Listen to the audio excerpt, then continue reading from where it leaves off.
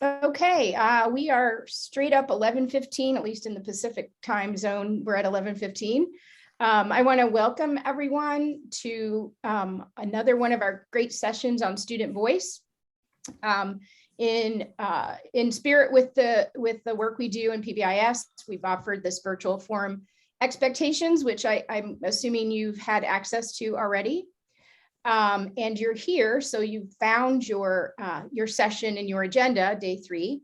So I'm going to kind of navigate through these. I do want to remind you that if you have questions or comments, that if you put them in the Pathable chat, I'll be tracking those, and towards the end of the session, we'll provide an opportunity for you to, or I'll share those questions with the presenters. So we'll have some time to get to your questions. I do know also, sorry, that the materials are under the Files tab. So I know for certain that the PowerPoints and the feedback link are both in there. Just in case you navigate away, which has happened to me already once, you can come right back in. It won't cause any disruptions or anything of that sort. There's a help desk if you need it. And with that, I want us to dive right into our session involving youth in school and district decision-making. Let data guide. And before we start, I just want to say I'm Patty Hirschfeld. I'm with the Center for Social Behavior Support at Old Dominion University. I'm with my friends and colleagues, Bridget Flannery's at University of Oregon. Jessica McClung is the Assistant Superintendent at Roanoke County Public Schools. And Alex Coronel is also with us as our wizard of technology, and she's kept us all grounded going forward. So with that, I'm going to turn it over to Bridget, and we're going to stop share and reshare. Maybe. You know, and while Bridget's queuing up her slides, I wanted to make a comment, and I was listening in the last session that Kelsey Schmitz and Amy Flamini provided, and they shared some videos that students had been speaking. And about 6 months ago, I was involved with an International Youth Summit with Kay Augustine, who's with the Department of Ed in Iowa. And one of the students said on one of our calls, her name is Ania. She said, adults need to use their privilege to get students a seat at the table. And, you know, I reflect on that a lot. That word privilege we see in a different context very often. But I think what I heard last session and have heard quite a bit is that is a role we need to play. And I think this presentation, you'll hear how Jessica certainly used her privilege as an educational leader to get students at the table. So, Bridget. Great, thanks. Hi, I'm Bridget Flannery, and glad to be here today, and glad you decided to join our session. My task is to give you a very brief, big picture about student involvement in your school and your districts. But I also encourage you to view some of the earlier sessions, A6, Youth Voice, letting students lead the way, L1, allowing youth voice to inform mental wellness, because they have a lot of information that combined will give you a bigger picture about how to do student voice. And also don't forget those video montage with student voices themselves that were beginning yesterday and beginning of today, because I think you can capture lots of information from them about how we should be listening to students and putting this forward. So with that said, I have to start out first, of course, with the benefits. I'm not going to read these to you. Hopefully your reading devices and or your eyes will help you read through these. But I just want you to have some language, if you're looking for language, to use to describe or sell it with staff if they're starting to question, why would we do this? And I want you to keep in mind that this is all about partnering. It's about co-designing. It's about co-implementing. But the big idea is that there are many of those students who want to be involved, who want to have their voice heard, who haven't felt heard. And then also, I think we need to keep in mind that they often actually have a better idea of what's happening in the school, what will work best, what can sell. And we need to listen to their voice and their words. So with that said, I'm going to get into kind of the theoretical nitty gritty. There are groups of people, many of them out there, that are trying to expand student voice, whether it be in schools or communities or in churches or other areas. And I put a couple links at the top of some of the areas that you can go back to and look at their manuals and some of their work. But all of them are starting to talk about levels of participation rather than all or none students. Students are participating or they're not participating, but there's a variety of levels. In fact, if you go back to the L1 session, Amy Flamini did the introduction, and I thought she did a really nice job of talking about each of the levels and how to think about these levels. This rubric that I show you now of the levels is an adaptation. That's not the full rubric, with just a few of the upper level ones of student-led, equal action, and youth consulted. And then a couple more at the bottom. The top ones really are about authentic and active participation.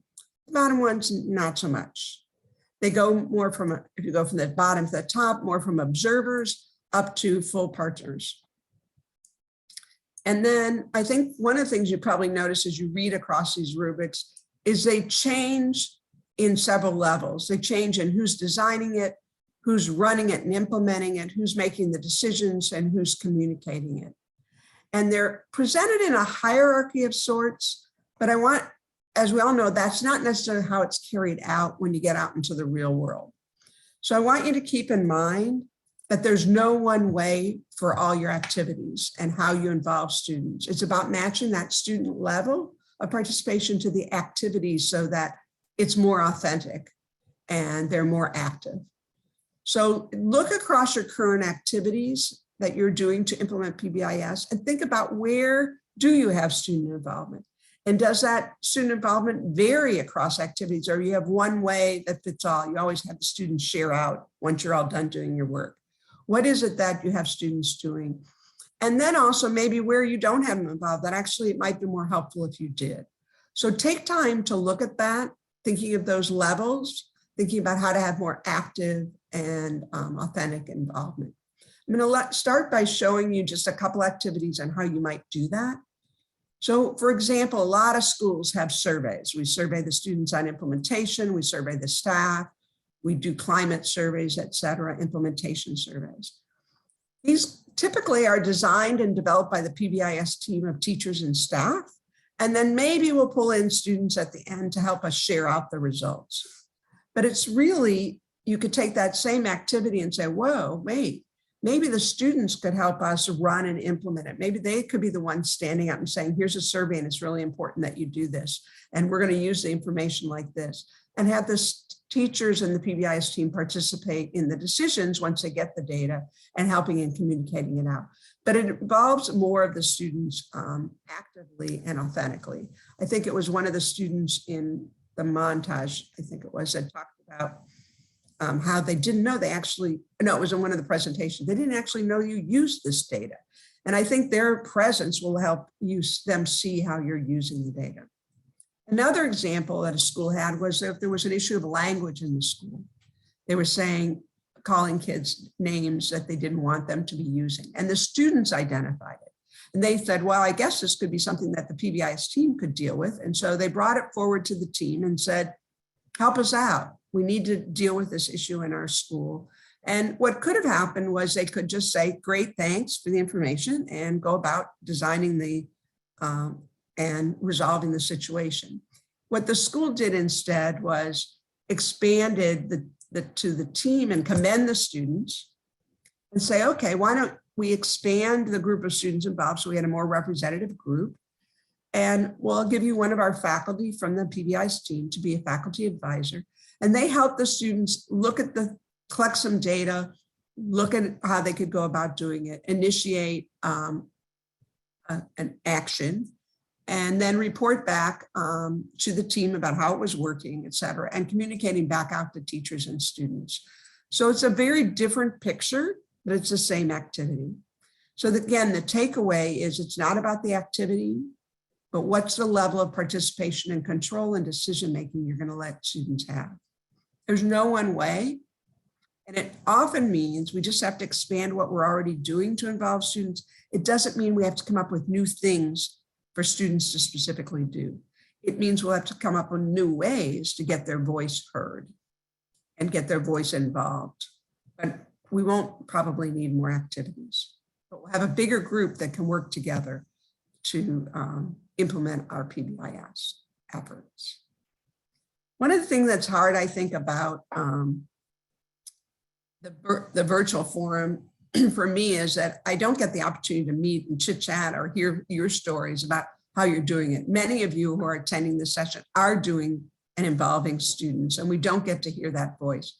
So I'm encouraging you in the chat, and I can't figure out how to see the chat. So I don't know, you may already be doing this, but share out what you're doing. I mean, you saw me share a couple examples. They're only a couple sentences. I'm not giving you all the details, but I also, if you're willing to give your contact information, do that. At the forum, we would sit around and talk to our neighbors about what we're doing, et cetera. And then, or somebody would share something out in a large group, and afterwards you'd walk up and say, oh, I want to talk to you more about that. Can you tell me what you're doing? And we would exchange information. We would exchange contact information. So I encourage you, if you're comfortable with that, doesn't have to be, do that so others can get in touch with you after the fact. And while you're doing that, hopefully you've started, I'm going to continue to ramble on a little bit. So we've talked about the benefits. We've talked about how you need to think about it in different levels and differently across all activities. So now we've got them all involved, but it can't be just, oh, they were involved last year in this one thing and now we're done. We have student involvement, but rather we're going to have to sustain this in some way. This is just a list of some of the things I've been hearing about, things we should avoid when we're trying to sustain student voice. And I'm just going to talk about a couple of them. One of them is about the first one, throwing young people in the fire. What you don't want to do is say, oh, great, we're going to have students involved. Here's students, here's a problem, go solve it. We need to support them. We know some of the pitfalls they're going to run into. They know what kind of information and what they want to do, but we need to help them and be supportive of them and not get them overwhelmed, but make them a true partner. Similar to what we would do if we were working with a group of teachers. Maybe one of them's brand new and you're going to support them. So we're going to have to support those youth. The other one I want to emphasize is there are perceptions. And Amy actually talked about this in her session as well, that we have these perceptions about, well, the students can't do that, or, you know, why would we involve the students, or they don't have enough knowledge to do this. And I encourage you to kind of tuck that away and be open-minded about it. And I know Jessica, I think, is going to be sharing even that kindergartners can have a voice. And that kind of, as a person who works primarily with adolescents, kind of scares me. But she's going to make me very comfortable with getting the voice of kindergartners involved. We've talked often about the diversity, and I think the monologue did a nice job of that. The diversity of students and student voices. Those students in some ways sounded the same, but in a lot of ways sounded different. And so I think it's really important that we don't just grab those who are natural leaders to work with us, but try and get those voices across the diverse group of students. And last is, but not least, is the acknowledgement. If we're going to work on Saturdays and teachers are getting extra curriculum pay, et cetera, we need to somehow acknowledge the students. I know we can't pay them. School district would go crazy if we started doing that. But usually districts have ways to acknowledge that in some way or another, whether it be through a gift card or an opportunity to have lunch with the principal, et cetera. So I think we just need to make sure we're acknowledging them for their extra work as we do teachers. And last are my yeah buts. We all know that as we go forward to implement, not everyone's going to jump on board, and we're going to need to deal with yeah buts. And there's a whole lot of them. And the thing is, you know what they are in your school, and they're going to occur when you only have a few minutes. It's very casual and unexpected, and you have to be ready to respond. That's how things change. So the best thing is to think about these ahead of time so that you have your so-called elevator speech, 2 to 3 minutes. So when you're standing at the copier and somebody says, you're on that PBIS team, and I hear we're going to have the students running the whole thing. Are we crazy? You need to be ready quickly with just a couple of minutes to bring them back in to the fold, so to speak, to be supportive of students being involved.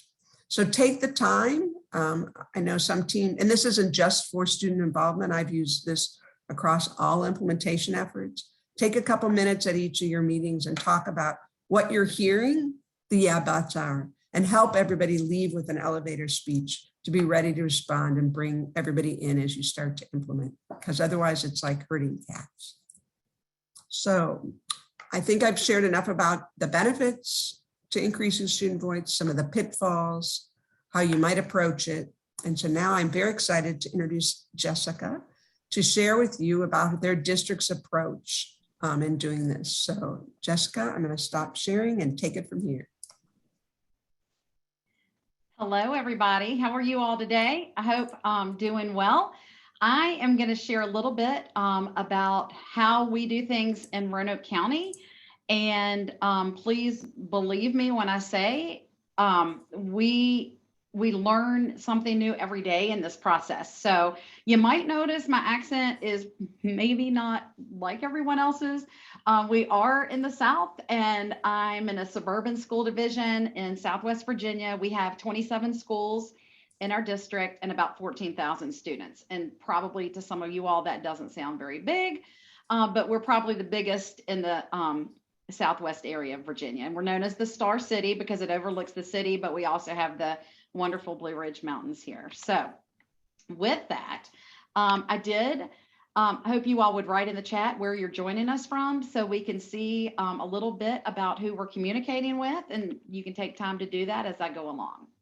Jessica, real quick, you're sharing your presenter view, not the slide deck. Oh, well, let me just stop and make sure I share the right one. Let's try this one.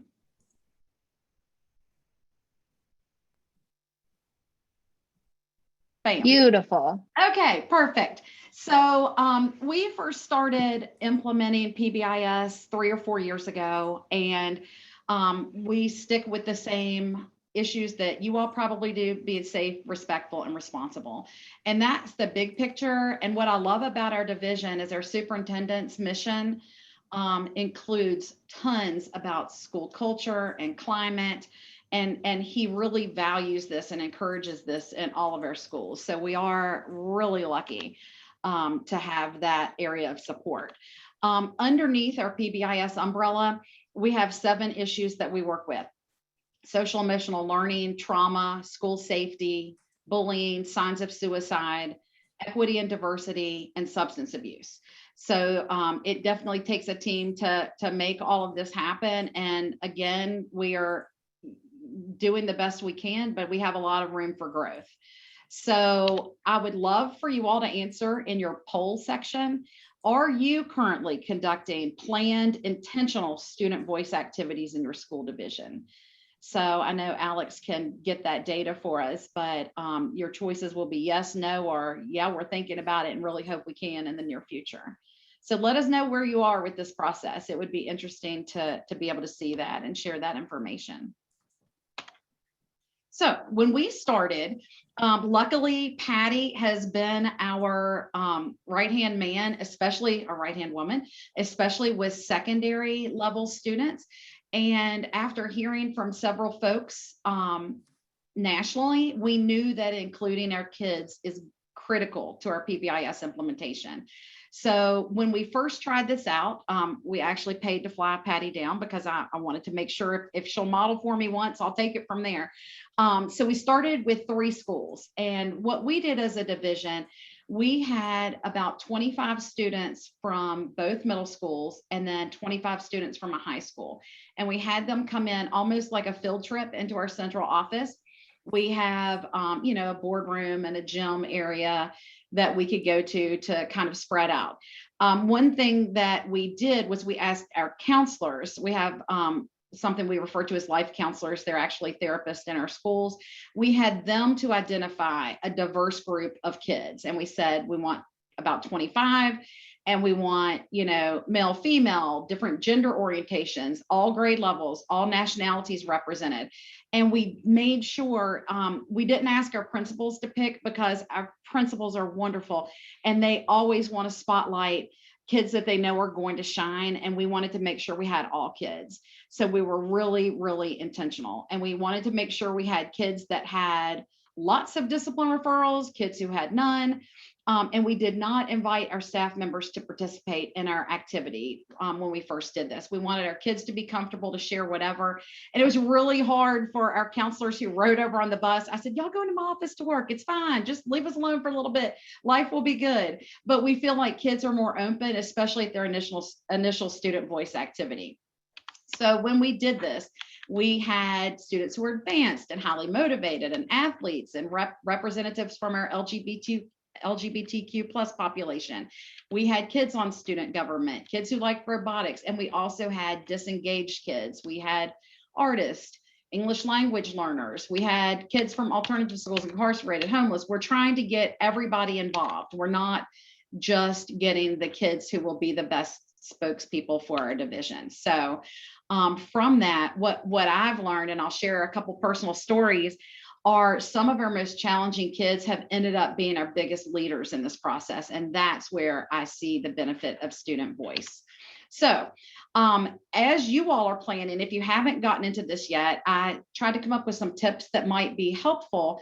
So one of the pieces we need to make sure we do anytime we do a student voice activity is to make sure our parents give permission for us to photograph and video their kiddos, as well as permission to use the pictures or videos. And we do that primarily with our faculty meetings. If we do any student voice activities, we take video clips, and we have a great PR guy who helps us some, but most of the videos are just me pulling out my phone and asking some informal questions with kids. And then we share that with our teachers so they can hear what their kids had to say. You also have to figure out where are you going to meet. You could do this in a school, which is absolutely fine, and we've done a lot of that. Or you could pull the kids out to a central area if you're trying to get representation from multiple schools. And we have to make sure you coordinate with the teachers. It's the little things that I tend to forget. So you want to make sure your teachers know they don't count the kids absent, and they give them time to make up any work if they happen to miss a class. And when we do this, we typically do about 2 hours with our littles, with our kindergarten through 5th grade, and we'll do half day with our secondary kids. And one thing that I don't know if you all do that everywhere, but in the South, at least I like to eat. And so we've got to figure out if you're going to feed them. And I've found when you give them something, I don't care if it's a cheese puff or a pizza, that tends to break the ice when they're first coming in, and gives us time to kind of chat and get to know kids, because they are, especially if this is the first time they've done a student voice activity, they are, a little nervous or on edge. So just some things to remember when you get started. And then when you're planning your meeting, you need to make sure you've communicated PBIS to your students and why it's so very important to have their feedback. You've got to decide, how are you going to divide up your time? Are you going to use T-charts? Are you going to look at different data sources for your kids to dive into? It is a lot of planning, at least for your very first one. So don't be scared. Just like Nike, just do it, and you're never going to look back. You also, one of the things that I found is what's already available and accessible. I am not good about being creative at all. And so, but we have a ton of data, a ton of things our kids can look at and give us input on, and then determine if you're going to assign team roles and what your meeting norms are. So if you have other ideas that you have done when planning your meetings, please jot them down in the chat so other people can steal your ideas. So when we come together for our day, we provide the kids with a topic or a question. And this is exactly what we told our kids. Your group is going to observe your group norms. We are assigning roles, and then we do a gallery walk so we can see what everybody else has had to say. And we have liaisons who share ideas agreed upon by their groups. So what that looks like in real life is we have each table that we work at. We have a facilitator who proposes the question to the team. We have a recorder who captures thoughts on chart paper. Chart paper is the way to go, but I will tell you, a little hint, don't get that spray stick to put your chart paper on the wall, because I did pull paint off of a wall, not once, but twice. We also have a data analyst, and they lead the team through the questions, and we have a timekeeper because we want to make sure everybody stays on track. When you pull a bunch of kids together, it can kind of, it definitely can be fun and exciting. So you want to have somebody to keep the kids, get them back on track in that table. So when we establish our norms, what we did the first time was we gave recommendations such as everybody's voice matters, allow each person in your group to share their opinions, no names, please, while being interviewed. And then we have the kids work for a few minutes while they come up with other things they want for their norms. And then the recorder lists them on the chart paper, goes right up so they can keep referring back. And that takes the, that takes the stress out. If you have different opinions or anything like that, you keep going back to your norms. You go back to what works and what was agreed upon. So the gallery walks are always fun. When we're done going through whatever data we go through, the groups move around the room to see what all the other groups have identified, and they can kind of put a check mark beside the items that they see as most important. And when we do this very strategically, because as a group, they've come to a consensus as to what's on their individual piece of chart paper. But now when we do the gallery walk, they're doing that as an individual, not based on their team's decision. So they can check off what they see as important. So they have a couple ways to get their voice across. And then we dig into the data. And that is the absolute most fun part. So I am a firm believer that if we're going to ask kids, teachers, anybody to fill out a survey, then we need to share it with them. They need to be able to dig in, dive in, and have some feedback on that. So in Virginia, our Department of Ed implements a school climate survey at the secondary level. One year they'll do middle schools, the next year they do high schools. So that's a data source that we have available. We also do something called the Youth Risk Behavior Survey, and all of our students do that. And we've done it for almost 20 years in partnership with the Prevention Council here. And what that does is it identifies risky behaviors, and we have long-term data to look at. So we can see, when kids are drinking more or having issues with marijuana. We can see when opioids came on. It also identifies other risky behaviors. So we have that data that we get every single year. And what is so sad is every single time I've worked with kids, I've said, hey, have you all seen this data before? Always. They say, nope, I remember doing it, but never seen the data. So it's super important to share that with your kids. We also use Swiss. And so we have our school climate surveys for our staff, students, and families at all of our schools. We also look at our school-wide matrix. You can have your kids give input into the matrix and our classroom matrices. So there's a ton of data that we typically look at, but I'm sure there's a lot more. So share with us in the chat, what data sources do you have readily available in your school or division or district that could be used right now in student voice activities? This was the hard part for me in thinking through this, like, really, how do we do that? Is this going to be over their head? So share your ideas in the chat so we can steal from each other in a way where we're not going to get arrested. Anyway, so here's how we set it up. And I like this format a lot. We give the kids the data, we let them kind of process that, they read over it, they start talking about it, and we ask them to set up their chart paper with, what do you notice on here? And then what are you most proud of at your school and what concerns you most? So that's typically, we've used this format from kindergarten up through 12th grade, and it works for all. So here's some examples. This is a little elementary school. I think this group was 3rd through 5th.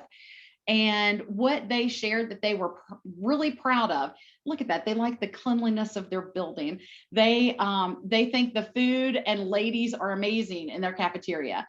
The kids, these are babies. They said, we can do good things for the school. They were proud of the relationships between kids. And I don't know who Mr. Scott is, but they love his lessons. And at this school, they have Lion Pride, and Pride is their acronym for their PBIS piece. So they like it.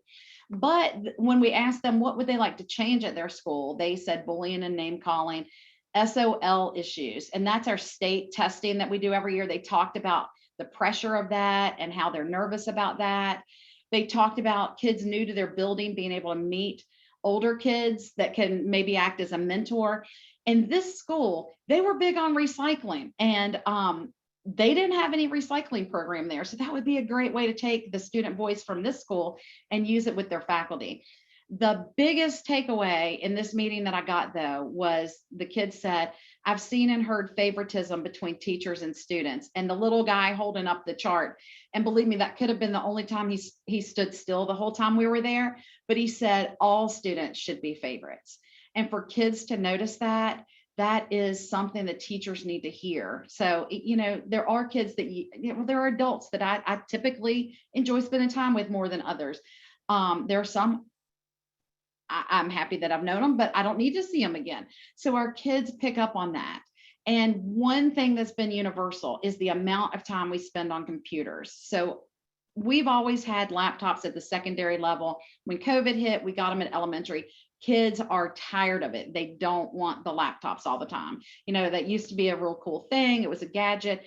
Even my daughter, who's in 9th grade this year, said to me last night, Mom, you just don't know. When we get to volleyball after school, we're all tired. Our eyes are killing us. We don't want to do it on the computer. And I said, well, ask for paper pencil. You've got to advocate. So that's what we want from all of our kids. So here's some other comments. This is, of course, secondary. We don't do the same survey data with elementary. But one thing the school had noticed was smoking cigarettes had decreased, which doesn't surprise me, but vaping increased.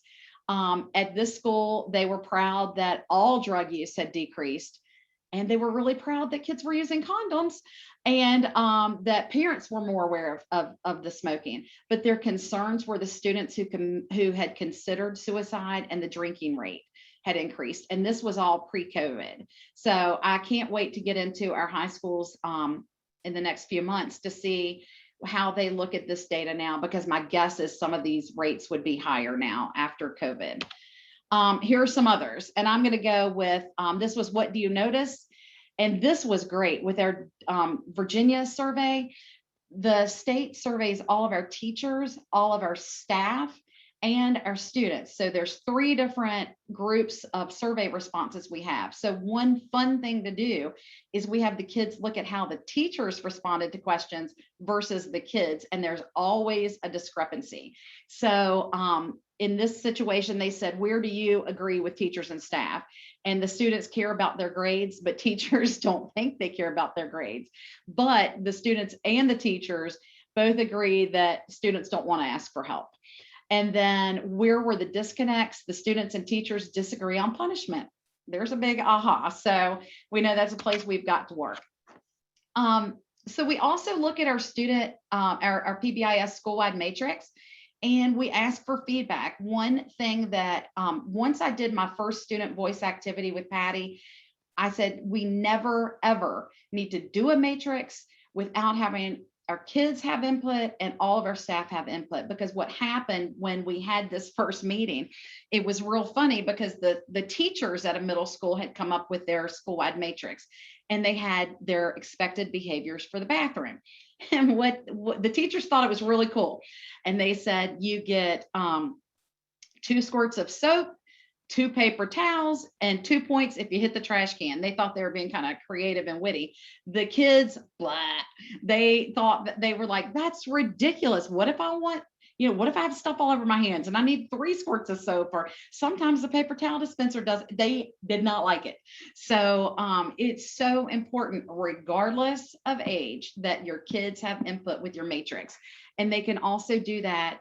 If you're in a school that doesn't have a division-wide plan for PBIS, you can have a classroom matrix, and you could ask the kids in your class to give you feedback. And our teachers have done that with the kids in their classroom. So with the matrix, we ask our kids, does it reflect your needs according to the data? Is it written in teenage language? Or elementary, you can modify this. Does it include all that needs to be included? And would you say that all students agree with what's listed? And how would you know this? And so then we want to know, how are you being taught this? What's expected in your school? And we bring this up with our kids. So at the elementary school, it looks quite different. At this was a high school student. At the high school, we let them go through the matrix and check off what they agreed with. Some of them had a lot to say. Some of them had very little to say. And the kids really are great at helping us reword it, because we are teacher people and parent people. I'm a parent. I'm like, to my daughter, don't do this, don't do that, don't do this. And your kids can help you phrase it in a way that kids are going to respect it. And then your kids should be the one to share it with the other kids. So what do you do after you have your meeting? Well, we always share the pictures and videos with the school staff, always, because that means so much to them. We also provide leadership certificates. I know that Bridget was saying we've got to recognize our kiddos in some way. Well, we provide an official certificate for leadership, because the kids that are coming to these meetings are not always the kids who are going to get those leadership certificates some other way. And when they feel like they're making a difference, their whole demeanor and behavior and confidence level changes. So then you've got to say, are we meeting with this group again? And how can these kids in your school move the school forward with PBIS implementation? I guarantee it, if your kids are the advocates, the teachers are going to join in. So we always ask that our PBIS teams back at the school, after they review the videos and pictures and information with their faculty, that they use the TIPS process to action plan around that. And so I did, there's a link on there, but you can get that at pbis.org. So like I said earlier, we started with middle school and high school kids. And I will tell you, high school's the easiest. They all seem to control their behavior. Patty and I'm not going to lie, we were sweating with the middle schoolers because they were on fire. So then we took the plunge and started with 3rd through 5th grade. And then we went down to kindergarten. And I will say, I was a secondary teacher. I was an AP at a middle school. I've been all secondary. So when I went into the elementary and I was like, oh my gosh, I've got 2 hours. What am I going to do? We just went back to the basics. We did the exact same thing. We just used language that was more elementary friendly with the kids, but they were equally as profound as their secondary level kids. So I always volunteer with my counterpart, the real Tina Turner. That's her real name. And she's the original. And so she and I go into schools. We offer to do this and model in the school the first time, because we know once the teachers and the principals see it, they will want to continue it. So what happened last year, this is one of our high schools, and we led the first meeting. We shared the videos, they shared it with their faculty, and then they kept their PBIS student team alive all year. So the picture that you're seeing right now, that was the end of the year. They had a special breakfast for our kids, and the 2 students that are standing with something green in their hand, those were 2 seniors that were graduating, and they had thought to get them a gift as they left for, I believe one's going into the military and one's going to college. So they continued on, and every single time we end a student voice activity, the kids are going, when are you coming back? Are you coming next week? When can we do this? They will, it is like a fire starting. They want to move on, and they want to continue the work. So with that, I want to share a story now. So our kids, thanks to some of the contacts with this group that you'll find at this conference, our kids were asked to participate in a town hall meeting. So we were one of, I think, 4 school divisions nationwide, and we were the only one in Virginia that was able to participate. And this was a group of teachers in California who were getting ready to come back to real person learning from virtual. And so they pulled their teachers together, and they wanted kids who were already doing in-person learning to share. So we had a handful of kids. Of course, we're all masked up and appropriately distanced. And our kids, I thought, did a fabulous job. And one of the comments I pulled says, clearly the students in this town hall meeting are high achieving and focused. That's awesome. And what it takes to be online. Unfortunately, not all students have your same drive. I applaud you all. Well, what was funny when she said this is she didn't realize that's not the case. So this is a student who I have permission from his family to talk about his story. When we did the student voice meeting at this high school, when he said his name, and I've been here forever. I thought this was my 30th year, but it's really my 29th. But anyway, I've been in this division for a long time. And I remember when this little guy was in kindergarten. I remember his name. I was the director of special ed at the time. And there were just a lot of challenges, a lot of behavior. That he had been in a private day school for a while because of his behavior. He had some real academic struggles. And when I saw him, I'm like, oh my gosh, he's taller than me. And I said, you don't know me, but I've known your name since kindergarten. I've followed you since kindergarten. And so what was amazing is he stepped up to be a real leader in those meetings. And even, and I'm going to tattle on him because he's okay with it because we have a great connection. But when he came to do the town hall meeting, that's him right in the front left in the picture. When he came, he excused himself and he clogged our commodes with rolls of toilet paper. And he asked the dean that came over with him, he said, "Why did they pick me for this?" And she said, "You're a leader. You're a leader in our building." He could not fathom that. And so even though he clogged the commodes, we went back to school and we shared with him about the issue. He denied it. We didn't punish him for that, because I know some kids who've had a lot of trauma in their life, they don't know how to handle the good stuff. And he did not. So after I met him when I was wearing the brown mask, that was last year, and the one with his blue mask and me violating the mask mandate was this year, because every time I go to that school, I pull him out of class, I speak to him. He's invited me to come to his church. I know where he works. He works at the Bojangles up the street. I'm going to see him because he needs to have that positive adult interaction and know that we believe in him. And so the principal who had him when he was in kindergarten has since retired and moved to the beach. So of course I'm a little bit jealous, but I sent her a text and I'm just going to read it to you. I said, "Hope you're doing well. Do you remember a kiddo named blank?" And she says, "Hey, you, I'm doing well," or I was until that name cropped up. Had him in kindergarten, was absolutely out of control. You spent a ton of money to help us get in place, tore the AP's office apart. We hired someone to be with him for a couple of weeks. Family had been in the city until they moved into their apartment on whatever street. Older brothers all received special ed services. It was a very sad situation. So I said, "You're not going to believe this. I was doing an activity at a high school today, and he was in my group, and he is an amazing young man now. See, we do make a difference. Some kids just take longer than others." And her response, you can tell the change in her response. "What a special gift you've given me. A wonderful thing to see a kiddo be successful when the deck was stacked against him from the beginning. Where would this world be without education and people who care?" So that says it all. You've got to include your kids, and they will rise to the occasion and shine. So here is my buddy. That's our PR guy that works for the division that has all the nice camera and equipment. So we were trying to do something special for teachers for convocation at the start of this year. So at the very end of last school year, we went into every single school and we videoed the kids sharing their thanks and for their teachers and answering some questions for us. So this kiddo had not been chosen by his principal to come speak about convocation. There are 3 kids in the background. Those were kids that were chosen by the principal. One is an employee's child. The other 2 are really, really sweet, great kids. But I wanted my kid to be part of it. And he happened to walk by and I grabbed him and I said, "Oh my gosh, you've got to come talk to Mr. Lineberger. You've got to come and do this. You're like professional at this point."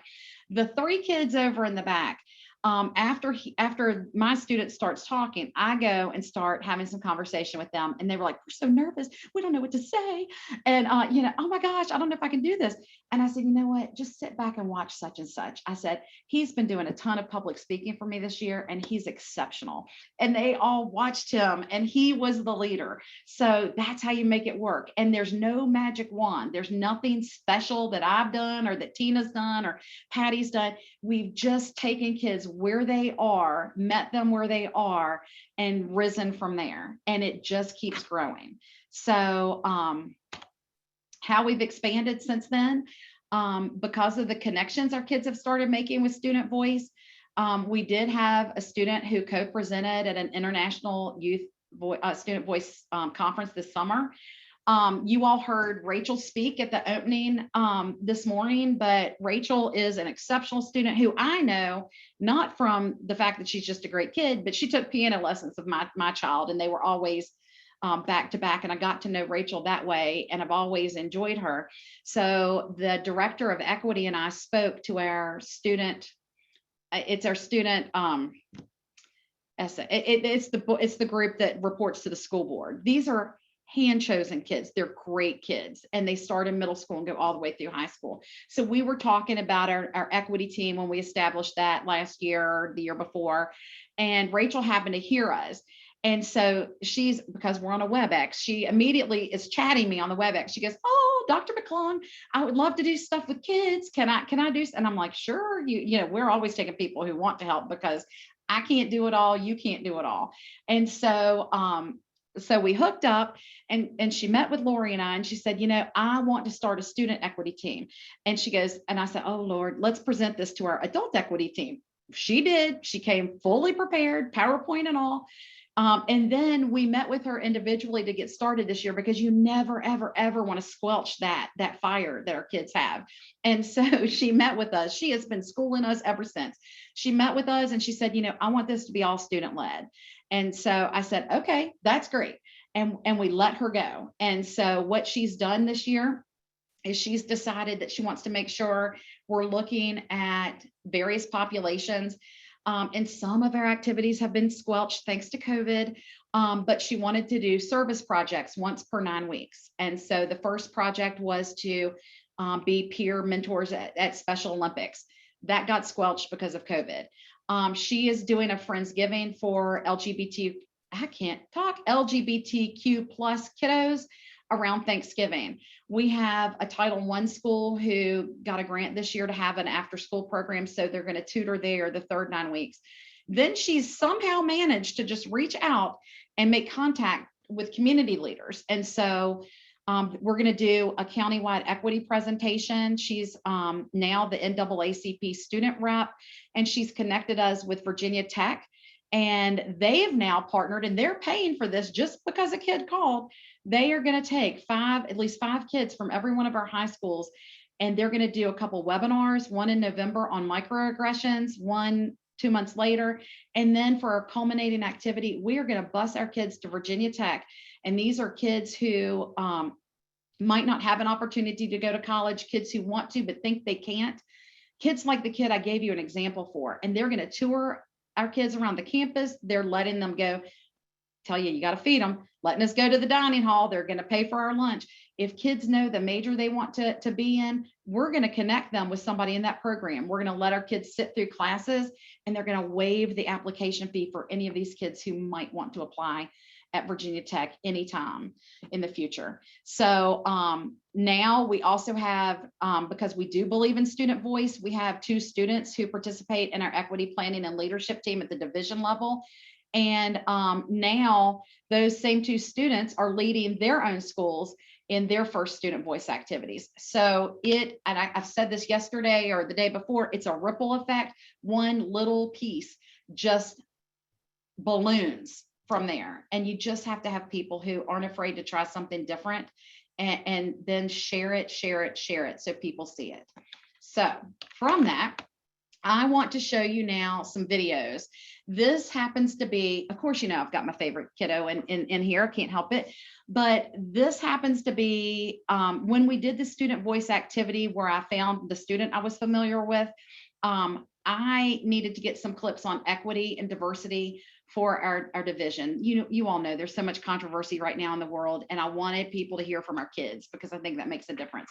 So if you will bear with me for 1 second, I'm going to try diligently to share my screen so you can hear what our kids said. And please know these videos are me with my iPhone, and you're going to hear other commotion because we got 25 kids hanging out in the room. So here we go.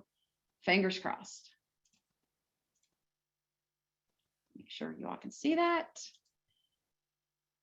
And if you can't hear it, let me know. Okay, I really appreciate you talking to me, and I want to know more about equity and diversity in schools. Can you share with me what you see at Northside High School, if there are issues with equity, and maybe some examples that you've seen happen here? As far as equity, like the school, it's a very good place for anybody to come, and every teacher treats the kid kindly, respectfully. Like if you need help, you can ask any teacher, or like people like Miss Amos. So people feel safe here regardless of what religion they are, what color they are, any of that. Perfect. Have you ever had a situation where you felt you were discriminated against?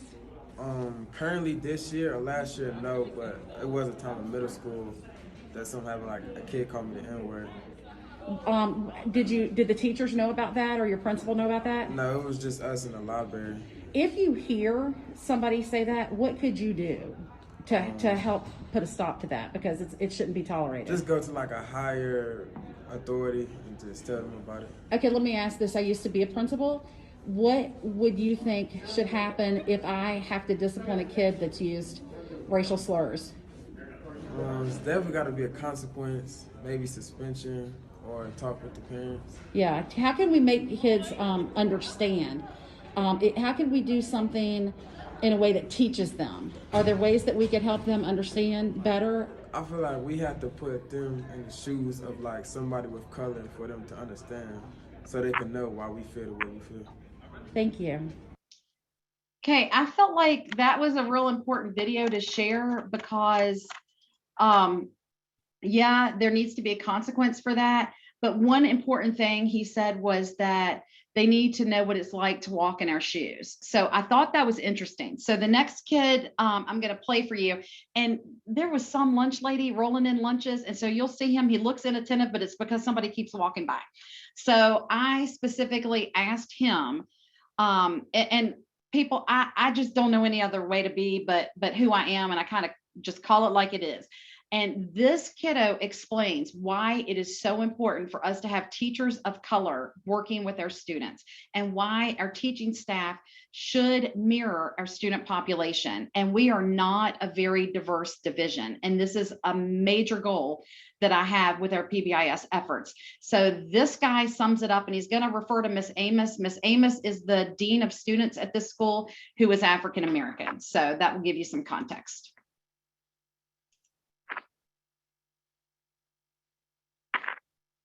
Whoops. Today. So tell me a little bit, some of the work we're doing with PBIS has to do with equity. And we really, our mission in the county is to dismantle any discrimination and things like that. Yeah. Tell me what your experiences are like here at your school. Oh, yeah, the school is very great. I feel like he said that, yeah, you can ask anybody for anything. They'll tell you anything. You can go to the principals. The principals are very nice. All the teachers, they can really help you with everything. Have you seen or experienced anything related to discrimination or racism? Yes, I have. It wasn't really a lot. Just basically like name calling, like the N-word, all that stuff. How can we use those experiences when we hear things like that to teach people to do different things instead of calling, using racial slurs? How can we teach kids that? Are there any suggestions you could give to teachers? Well, I feel that it's really, because that's very a deep place for calling somebody those names. I just feel that it's a better way for them to talk to people. As teachers, you should really, I feel like it's not a really thing that you can say. Should teachers ignore it if they hear it? Yeah, but they should. It is a place where they should talk and a place they shouldn't talk. I mean, if the teacher is a color or black, then of course, they will feel the priority to step up. Can I ask you this question? Mm-hmm. So I'm white. Yeah. Is it different when I talk to kids about racism and discrimination versus somebody who's black? I feel that if something did happen and the student is black, I feel like as a white person like yourself, if you would talk to them, it wouldn't feel the same as if the teacher was black. So one of the things we're really struggling with is finding teachers of color to work here. And I know that if you read research, it says kids who, let's say African American students, are more likely to go to college if they've had a teacher or a principal who's also been African American. Yeah. Give me some ideas. How do we get teachers here that are more diverse? Yeah, well, we have a dean of students, Miss Amos. She's really nice. She's black, and so she really does help kids out with color, and she gives kids a great opportunity of coming here and getting a very great education. That's good to know. That's good to know. Thank you so much. Yeah, of course. So what was sad to me is he's referencing one person, and at this school, every kid in this meeting felt safe at this school. The kids said that they had issues with racial slurs, but it was at another school or maybe in middle school. So I can tell you the work the current principal's doing. She's only been there. This is only her second year. She has just done amazing work in this school. So the groups of kids also started talking to me about books that we were reading.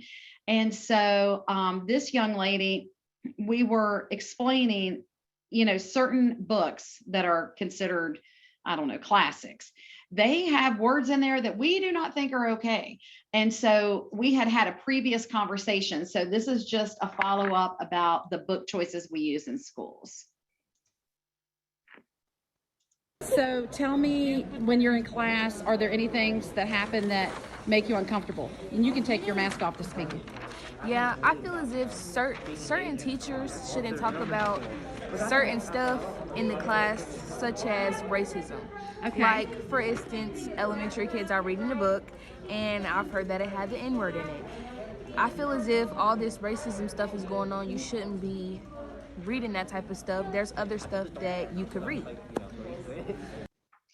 So what I get from that is, why do we have to read a classic that happens to have the N-word all through it if the goal is to teach some piece of the content? Can we not teach that content without using the racial slurs? Can we find other books that are more meaningful to kids and don't offend certain groups of our kids? So I thought that was pretty profound. The next clip I'm going to show you, the young man there with the blonde hair, he was new to our school. He'd only been there for about a week. And when we got in there, and I said, do you want to sit, where are you comfortable sitting? Do you want to sit with some of your friends? I didn't realize he was new. And he said, oh, I don't have any friends here. I just came to this school. And I said, oh, cool. And so when he said that, I didn't do anything.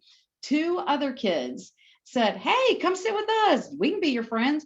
And the next day, the principal sees this kid in the hall and he goes, hey, what was that guy's last name? We're friends now. And I want to make sure I don't know, Snapchat him or FaceTime. I don't know what they do, but, and they connected the whole rest of the year. So this kid, brand new, coming in during COVID nightmare, found connections, and those kids sat together all day and after the meeting. So, that's what it's all about, connecting our kids. This is just a real quick clip to say what would make your school great. And this is really fast.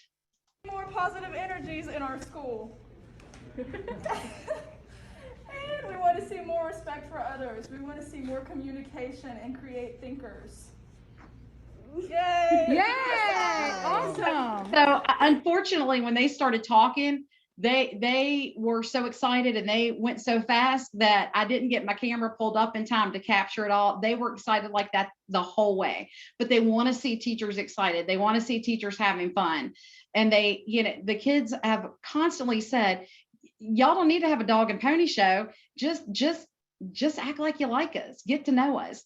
So here's another student interview that I think you'll find interesting. Hey, I really appreciate you talking to me. So tell me a little bit about your school. Do you guys here have any issues with like racial tension, issues with sexual orientation, where people feel singled out and not treated fairly? Yeah, when like reading stuff in school about certain people of color or certain sexual orientation, the teacher always calls out that person that they know is that color or sexual orientation and ask them how they feel based on their experience. Or with like other people who aren't that sexual orientation or color, talking about their other people's experience, saying how there's no inequality or difference being treated. And a lot of people get treated worse if they're of a different sexual orientation, because they get made fun of and people say like, oh, that's gay, like as an insult, like as if it's a bad thing, without realizing how that do we help teachers to understand how kids feel, and to make sure, regardless of what our personal beliefs might be, all kids have to feel that respect in school? Are there any suggestions? I would say talking about it more in their class and speaking up about it when they see it happen, and having maybe like signs or like stuff in their classroom that are accepting to other people. Perfect. Thank you so much. So I thought that was interesting, and I can't forget at one point when I was first teaching many years ago, the lady next door to me was an African American lady, and she told me, she said, I don't know why they always have me run the group for Black History Month, and it's because I'm Black, and that was I don't know, 29 years ago. And that still hits true to me, because we've got to make sure we're all in this, because I'm a white lady, I've got to use that privilege to help make sure all kids are connected. So I've learned a whole lot in this process, and I'm still growing and have a lot to learn, but let me get back to our PowerPoint. And Jessica, I just want to let you know we have Oh. about 15 minutes left. Oh, good. I'm almost done. Okay. Oh yeah, I'm great. Okay, so this is an elementary student. I thought I would share, and I can skip past maybe the next one and you can watch it at your leisure. This was a student who was new to one of our elementary schools, talking about how the school, she loved the school that she came from. And so her mom was extremely nervous about her coming and not feeling connected. Whoop. You've only been at this school for 1 month. Can you tell me how the teachers and the students made you feel welcome here when you moved here? Well, every single teacher and student I've met has been really kind and welcoming and nice. And even if I didn't even know them, we would exchange looks in the hall, Good. maybe smile, and basically just have a lot of fun. Fort Lewis has been a big game changer for me, but a big part of that is the students and the teachers. When she said that, playing that video for the faculty only helps them understand how to make the connections when you have new kids. I'm still going to give a couple more videos because I think this is where we learn best when we hear from kids. And so keep me posted on time, Alex. This little guy was talking about inclusion, and he talked about, he told me, I said, have you ever done an activity with somebody who was different than you? And he shares that they had to do dance in PE and that he was dancing with a little girl who had autism. And it was really touching to me because the girl he's talking about happens to be an employee of our division. It's her daughter, and she lives up the street from me. So here's his view on inclusion. Okay, so tell me about a time at your school where you participated in an activity with someone who was very different from you. When one time when we were in the gym, we were doing this dancing, and there's this girl named Claire that has a disability that I danced with a little bit, which I think was very cool, so she got to get a chance to dance. So when I hear that she got to get a chance to dance, all of our kids have to have a chance to dance. And so I asked him a lot more questions after that, but only wanted to give you all a couple snippets. I just have a couple more. Am I good? Alex, still good with time? Yes, so I just put in the chat if we have any questions, if you can pop them in there. And Jessica, if you want to keep moving, and we'll just let you know if anything comes in. Okay, and I'll stop these a little bit early, but this was our first high school group. They were concerned in looking at our data about the amount of students in their building who had contemplated suicide. In single state, what's the most surprising? 25% of students have considered suicide. Yeah. A really big percentage. Why is that surprising? Just because, like, in like our daily lives, I feel like we don't encounter that. Yeah, that'd be like, how many students are in here right now? 20? Yeah, so that'd be like a fourth of that. So it'd be like 5 students in this classroom killing themselves. Or That's what the considering data, it. or considering killing themselves. Yeah. That's a quick question. And for the sake of time, I'm going to share with you that every single group we went to had the same concern about the number of kids who had suicidal ideation. The other piece I would like to say, when you're doing student voice with your kids, have them do the work for you, or with you. They're much better at it than we are. So this is one of our elementary schools, the spring before they rolled out their complete PBIS initiative.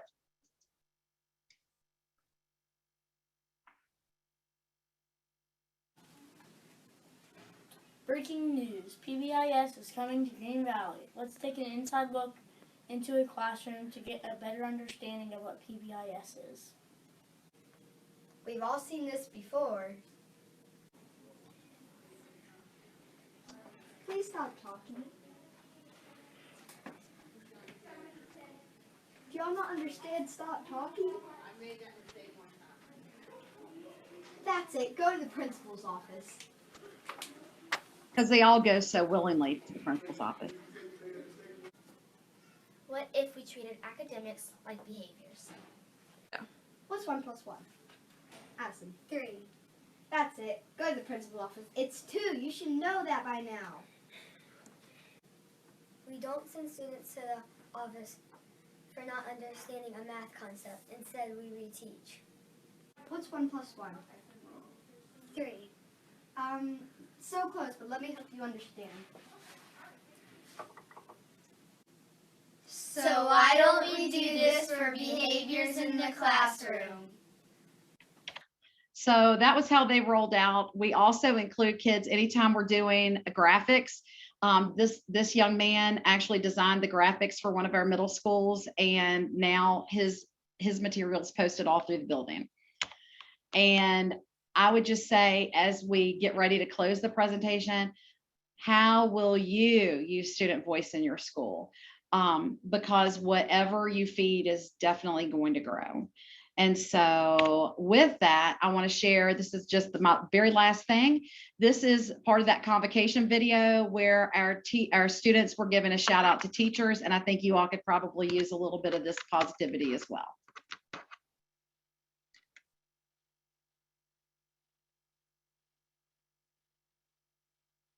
And Much for doing everything you can to help kids learn, grow.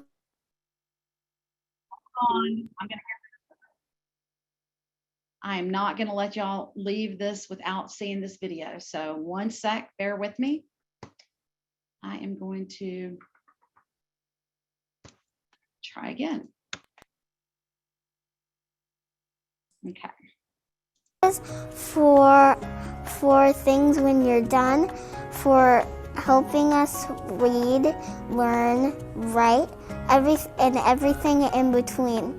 Thank you. Thank you.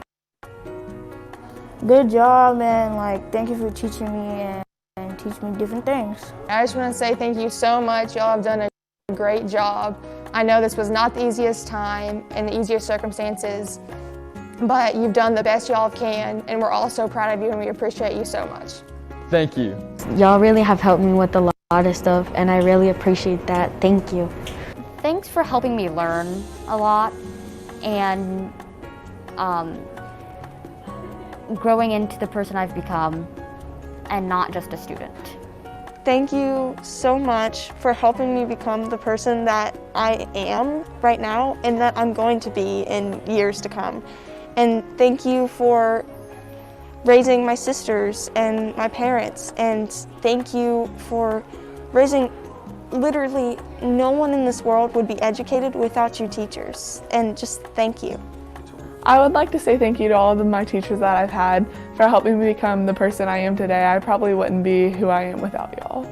I want to say thank you for being there for me when times were hard, when I was going through, typical teenager stuff, breakups, family issues. I want to say thank you for being my shoulder to cry on and just for caring about me, not as a student, but as a person. Thank y'all for all y'all have done. You've helped a bunch of students learn, and it's really helpful to have somebody to help you. Thank you, teachers. Thank you for teaching me, helping me learn, and understanding where I came from. I would want to say thank you for all that you have done for me to get to here today. Thank you. Thank you. Thank you so much to all the teachers for helping us push through this really hard time and sticking with us through the whole thing and not giving up. I would say thank you everyone who's been helping in Roanoke County and everyone that's been helping during this tough time. I would like to personally myself say thank you because y'all have helped me mature and grow over the years and just help me grow as a whole person. Just some teachers giving me advice, some trying to just give me the blueprints to life and success, and I appreciate that. Thank you teachers for everything you've done this year, all the time. Thank you for helping us through this pandemic and helping us learn as best as you can, helping every student in any way possible. Thank you so much for everything you've done and everything you've had to face with us students throughout the way. And I just can't be more thankful for all the teachers who have been part of my career. Thank you so much, teachers. I know this year has been rocky for all of us, but y'all are troopers and we love you and appreciate you.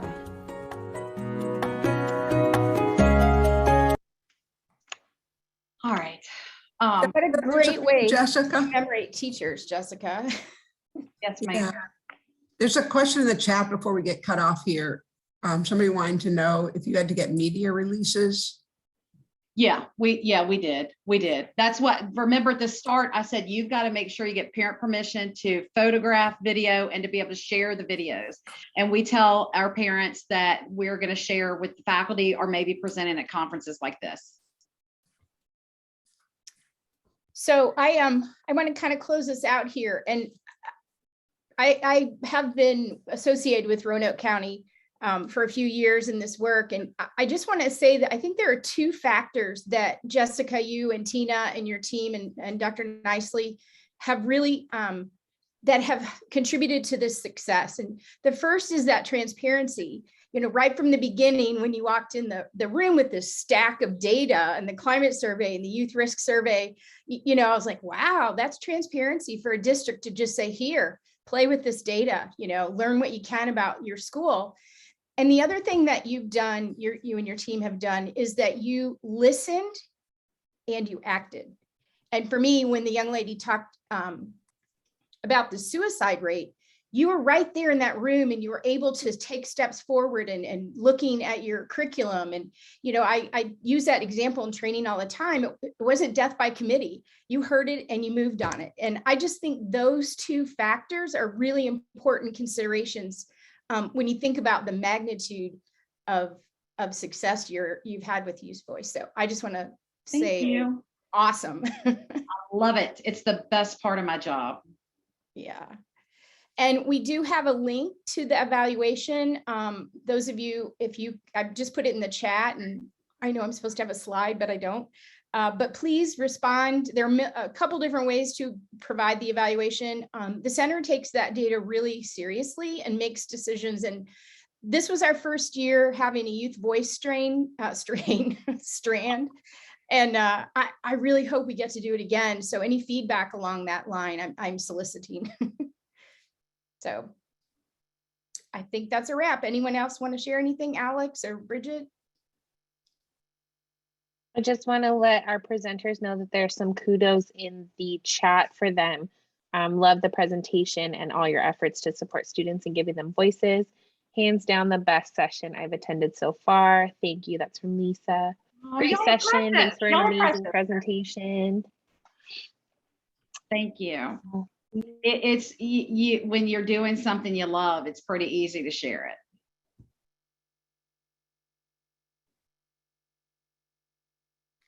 Any other questions before we hit stop?